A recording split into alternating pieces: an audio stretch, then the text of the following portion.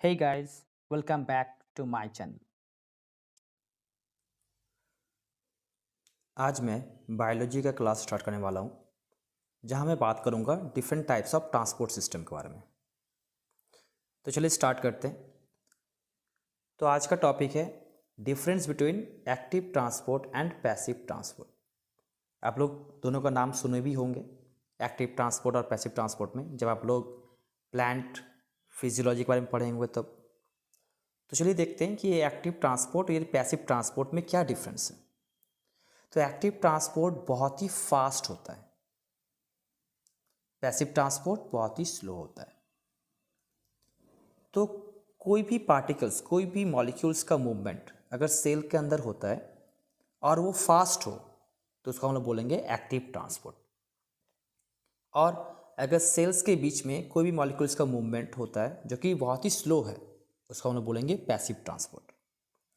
Active transport में energy का ज़रूरत पड़ता है, लेकिन पैसिव ट्रांसपोर्ट में कोई भी एनर्जी का ज़रूरत नहीं होता है। मतलब अगर एक सेल से दूसरे सेल में कोई पार्टिकल्स या फिर कोई मॉलिक्यूल्स को ट्रांसफ़र करना है तो उसके लिए एनर्जी का ज़रूरत पड़ता है, किसमें? एक्टिव ट्रांसपोर्ट में। लेकिन पैसिव ट्रांसपोर्ट में कोई भी एनर्जी का ज़रूरत नहीं पड़ता है। मतलब अगर एक सेल से दूसरे सेल में कोई भी मॉलिक्यूल्स का अगर ट्रांसफ़र होता है तो उसमें एनर्जी का ज़रूरत नहीं होता। थर्ड पॉइंट है, ये लो कॉन्सेंट्रेशन से हाई कॉन्सेंट्रेशन में मूव करता है। एक्टिव ट्रांसपोर्ट में जो भी मॉलिक्यूल्स, जो भी आयंस, जो भी होंगे, वो आपका लो कॉन्सेंट्रेशन से हाई कॉन्सेंट्रेशन में मूव करता है। और पैसिव ट्रांसपोर्ट में हाई कॉन्सेंट्रेशन से लो कॉन्सेंट्रेशन में मूव करता है। तो यहाँ पे एक चीज़ देखिए एक्टिव ट्रांसपोर्ट में कि ये लो से हाई में मूव कर रहा है। मतलब सपोज ये नीचे है, नीचे से ऊपर मूव करेगा। तो अगर नीचे से ऊपर मूव करेगा तो उसके लिए क्या होगा कि उसके लिए कुछ एनर्जी का ज़रूरत पड़ेगा। इसीलिए एक्टिव ट्रांसपोर्ट में एनर्जी का ज़रूरत पड़ता है। लेकिन पैसिव ट्रांसपोर्ट में क्या होता है कि वो ऊपर से नीचे आता है, ऊपर से नीचे आता है। तो ऊपर से नीचे आने में यहाँ पे कोई भी एनर्जी का ज़रूरत नहीं पड़ेगा। जैसे कि एग्जांपल देते हैं, मोटर से जो पानी टैंक में जाता है तो उस समय क्या होता है कि मोटर जो है इलेक्ट्रिक करंट को यूज़ करता है। लेकिन वही अगर टैंक से जो हम लोग का नल में पानी आता है उसके लिए कोई भी इलेक्ट्रिक करंट का ज़रूरत नहीं पड़ता है। क्यों? क्योंकि वहाँ पे हाई कॉन्सेंट्रेशन से लो कॉन्सेंट्रेशन में मूव करता है। टैंक जो है उसमें पूरा पानी फिल है और हम लोग का जो टैप है उसमें क्या पानी नहीं है। तो जब वो जहाँ पे टैंक से टैप की तरफ जब वो पानी मूव करता है तो वो ऑटोमेटिकली ग्रेविटी के हिसाब से मूव करता है, तब उसमें कोई भी एनर्जी का ज़रूरत नहीं होता है। लेकिन अगर हम लोग नीचे से ऊपर पानी पहुंचाना चाहते हैं, अगर हम लोग मोटर से by the help of motor, अगर हम लोग मोटर की मदद से अंडरग्राउंड से टैंक तक अगर पानी पहुंचाना चाहें तो उसके लिए एनर्जी का ज़रूरत पड़ेगा। क्यों? क्योंकि वो एंटी ग्रेविटी के हो रहा है, मतलब वो ग्रेविटी के अगेंस्ट में जा रहा है। तो जब ग्रेविटी का एक अगेंस्ट में जा रहा है तो उसके केस में क्या होगा कि हमको एनर्जी का ज़रूरत है। मतलब बिना एनर्जी का ये काम नहीं हो पाएगा। तो इसीलिए एक्टिव ट्रांसपोर्ट जो है वो लो से हाई में मूव करता है, इसलिए यहाँ पे एनर्जी का ज़रूरत है। लेकिन पैसिव ट्रांसपोर्ट जो कि हाई से लो में मूव करता है, इसलिए यहाँ पे एनर्जी का कोई भी ज़रूरत नहीं है। एक्टिव ट्रांसपोर्ट में जो मैं एनर्जी के बारे में बात कर रहा हूँ वो किस फॉर्म पे रहेगा? एटीपी के फॉर्म पे। हम लोग जानते हैं कि एटीपी क्या है? एक एनर्जी पैकेट है। एटीपी एनर्जी प्रोवाइड करता है, चाहे वो प्लांट सेल हो चाहे वो एनिमल सेल हो। तो एटीपी का ज़रूरत एक्टिव ट्रांसपोर्ट में होता है। क्यों? क्योंकि एक्टिव ट्रांसपोर्ट में एनर्जी का ज़रूरत है, इसीलिए एटीपी का ज़रूरत एक्टिव ट्रांसपोर्ट में होता है। पैसिव ट्रांसपोर्ट में एटीपी का ज़रूरत नहीं है। क्यों? क्योंकि यहाँ पे एनर्जी का ज़रूरत नहीं है, इसलिए यहाँ पे एटीपी का भी ज़रूरत नहीं है। ठीक है। नेक्स्ट टॉपिक है ऑस्मोसिस। ये ऑस्मोसिस क्या है? ये पार्टिकल्स का मूवमेंट हाई कॉन्सेंट्रेशन से लो कॉन्सेंट्रेशन। मतलब जब पार्टिकल्स हाई कॉन्सेंट्रेशन से लो कॉन्सेंट्रेशन मूव करता है तो उस प्रोसेस को हम लोग ऑस्मोसिस बोलते हैं। तो इसका मतलब ये हाई कॉन्सेंट्रेशन से लो कॉन्सेंट्रेशन में मूव कर रहा है। तो जब कोई भी चीज़ हाई कॉन्सेंट्रेशन से लो कॉन्सेंट्रेशन में मूव करे, मतलब ज़्यादा से कम में मूव करे, तो उसमें एनर्जी का ज़रूरत नहीं होता है। इसमें हम लोग बोल सकते हैं कि ऑस्मोसिस में एनर्जी का ज़रूरत नहीं पड़ता है। हम लोग मूव करते हैं नेक्स्ट स्लाइड में। ऑस्मोसिस दो तरह का होता है, एक एंडोऑस्मोसिस, एक एक्सोऑस्मोसिस। एंडो से लग रहा है इन, एंडो से देखिए लग रहा है कि इन, मतलब ये अंदर की तरफ मूव करेगा, और एक्सो से लग रहा है आउट, मतलब ये बाहर की तरफ मूव करेगा। तो एंडोऑस्मोसिस में अंदर की तरफ मूव करेगा, क्या अंदर की तरफ सॉल्वेंट मूव करेगा, और एक्सोऑस्मोसिस में बाहर की तरफ सॉल्वेंट मूव करेगा। यहाँ पे सॉल्वेंट और सॉल्यूट के बारे में बात करेंगे, और उसी से रिलेटेड हम लोग डिस्कस करेंगे कि किसमें आपका एंडोऑस्मोसिस होगा और किसमें एक्सोऑस्मोसिस होगा। तो देखिए मैंने यहाँ पे दो सेल का ड्रॉ किया है फिगर, जहाँ पे ये एक मीडियम है, बाहर वाला एक मीडियम है, और जो अंदर है ये जो है एक सेल है। वैसे ही इसमें भी बाहर वाला एक मीडियम है और अंदर वाला एक सेल है। तो एंडोऑस्मोसिस में सॉल्वेंट एंटर करता है सेल के अंदर, मतलब एक सेल है उसको अपने पानी में रख दिया है, तो सेल के अंदर अगर पानी मूव करे तो उसको हम लोग बोलेंगे एंडोऑस्मोसिस। और ये कब होगा, जब आपका सॉल्वेंट का कॉन्सेंट्रेशन, मतलब पानी का कॉन्सेंट्रेशन जब ज़्यादा हो जाएगा, तब क्या होगा कि वो ऑटोमेटिकली ज़्यादा से कम की तरफ मूव करेगा, मतलब पानी जो है अब वो सेल के अंदर एंटर करेगा, तो इसको हम लोग बोलेंगे एंडोऑस्मोसिस। एक्सोऑस्मोसिस में क्या होगा कि पानी जो है अब वो बाहर की तरफ मूव करेगा। तो बाहर की तरफ कब मूव कर सकता है, जब आपका बाहर में पानी का मात्रा, मतलब पानी का कॉन्सेंट्रेशन कम हो तब। तो एक्सोऑस्मोसिस में सॉल्वेंट का कॉन्सेंट्रेशन जब कम हो जाता है बाहर में, तब पानी जो है वो आपका अंदर से बाहर की तरफ मूव करता है। इसीलिए देखिए एक्सो का मतलब आउट होता है, मतलब अंदर से बाहर की तरफ मूव करेगा, और एंडो का मतलब होता है इन।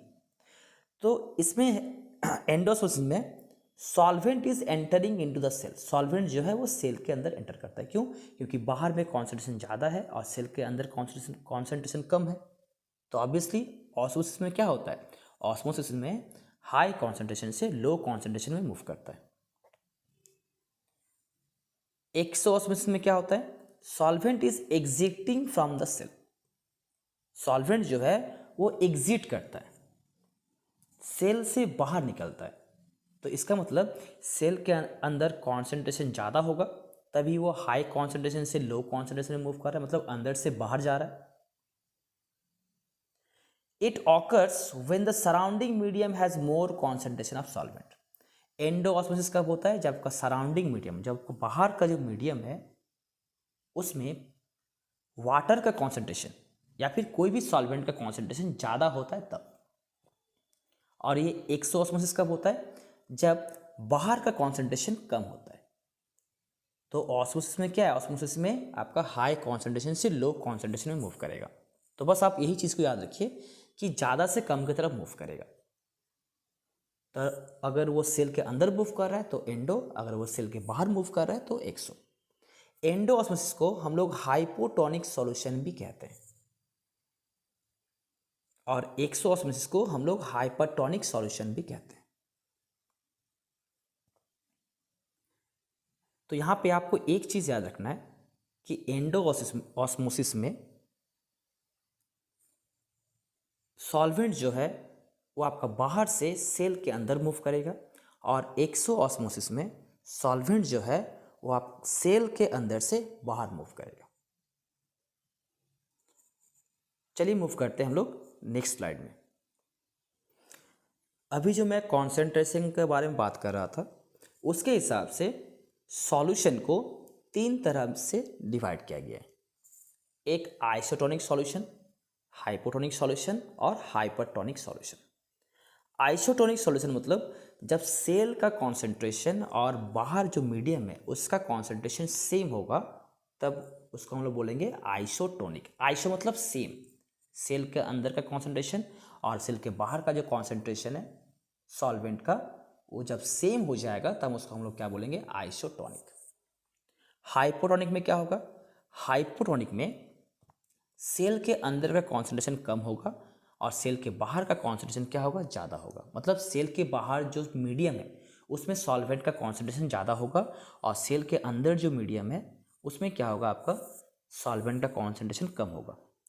तब हाई कॉन्सेंट्रेशन से लो कॉन्सेंट्रेशन के अंदर मूव करेगा। मतलब बोल सकते हैं कि वो हाई कॉन्सेंट्रेशन से लो कॉन्सेंट्रेशन में मूव करेगा। तो हाइपोटोनिक को हम लोग बोल सकते हैं एंडोऑस्मोसिस। क्यों? क्योंकि हाइपोटोनिक जो है वो क्या एंडोऑस्मोसिस जैसा बिहेव कर रहा है। नेक्स्ट है आपका हाइपरटोनिक। हाइपरटोनिक में क्या होगा कि सेल से बाहर की तरफ मूव करेगा, मतलब सेल से बाहर के मीडियम में मूव करेगा। तो ये कब होगा, जब सेल के अंदर का कॉन्सेंट्रेशन ज़्यादा होगा और सेल के बाहर का कॉन्सेंट्रेशन जब कम होगा, तब क्या होगा, कोई भी सॉल्वेंट आपका सेल से बाहर की तरफ मूव करेगा। तो हम लोग इसको बोल सकते हैं कि हाइपरटोनिक जो सॉल्यूशन है वो एक्सोऑस्मोसिस जैसा बिहेव कर रहा है। क्यों? क्योंकि एक्सो में भी तो वही हाल है। एक्सो में क्या हो रहा था, एक्सो में सेल से बाहर मूव कर रहा था और हाइपरटोनिक में क्या हो रहा है कि वो भी सेल से बाहर मूव कर रहा है। तो इसका मतलब हाइपरटोनिक और एक्सोऑस्मोसिस दोनों ही सेम है। वैसे ही हाइपोटोनिक और एंडोऑस्मोसिस दोनों ही सेम।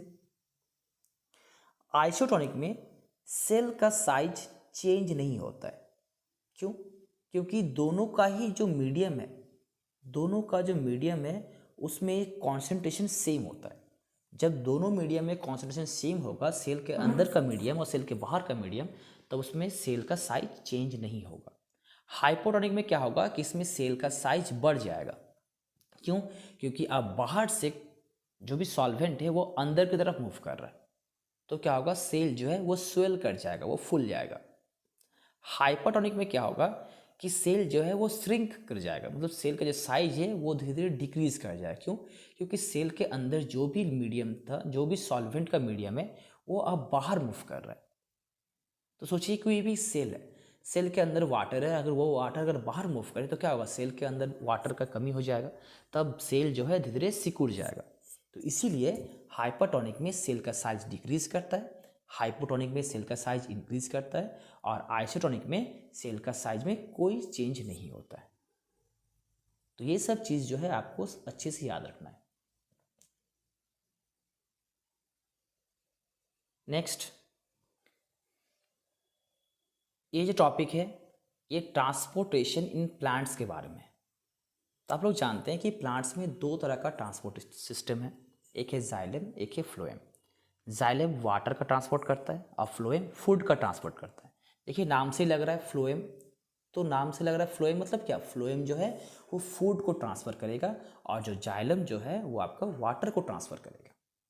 तो वाटर के साथ साथ जो भी आयंस या फिर जो भी मिनरल्स होंगे उसको भी ट्रांसफ़र करेगा जाइलम, और फ्लोएम जो है वो फूड को ट्रांसफ़र करेगा। तो जाइलम वाटर को कंडक्ट करता है और उसके साथ साथ इनऑर्गेनिक सॉल्यूट्स को भी कंडक्ट करता है, मतलब इनऑर्गेनिक सॉल्यूट्स को भी ट्रांसफ़र करता है। कहाँ से? सॉइल से, मतलब सॉइल से by the help of root to different parts of the plant. जहाँ जहाँ आयंस, जहाँ जहाँ मिनरल्स का जरूरत है वहाँ वहाँ ट्रांसफ़र करता है। फ्लोएम क्या करता है कि फ्लोएम जो पत्ता में, लीव्स में जो भी खाना बना उसको हर एक बॉडी पार्ट्स में पहुँचाता है। तो फ्लोएम का यही काम है। जाइलम का मूवमेंट यूनी डायरेक्शनल है, मतलब वो एक ही डायरेक्शन में काम करता है। क्यों? क्योंकि वाटर का मूवमेंट है, तो वाटर का मूवमेंट कहाँ से होगा, ऑब्वियसली नीचे से, जमीन से ऊपर की तरफ होगा, सॉइल से ऊपर की तरफ होगा। इसलिए जाइलम जो है ये यूनी डायरेक्शनल मूवमेंट है। फ्लोएम जो है वो बाय डायरेक्शनल है, फ्लोएम वो दोनों तरफ मूव करता है, ऊपर भी मूव करता है, नीचे भी मूव करता है। क्यों?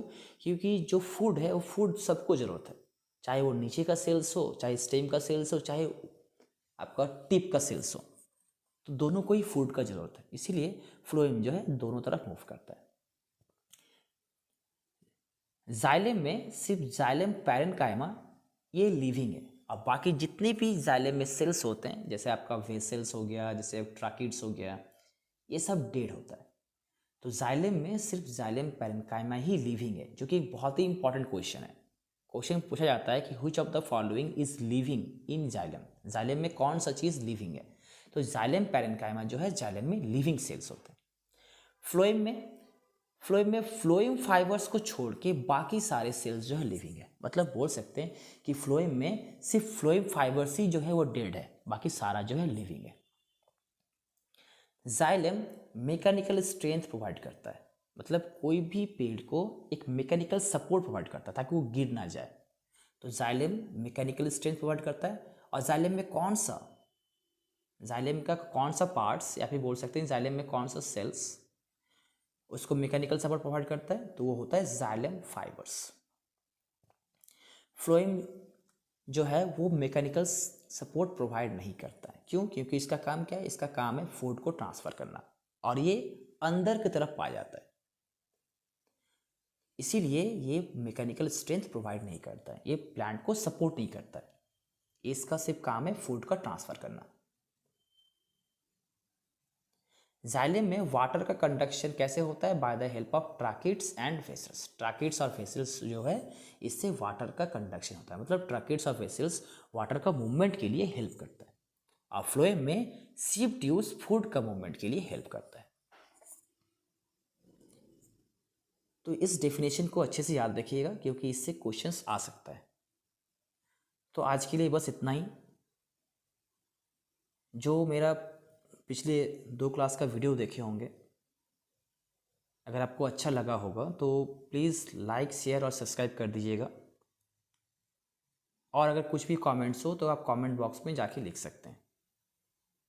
तो चलिए आज के लिए इतना ही।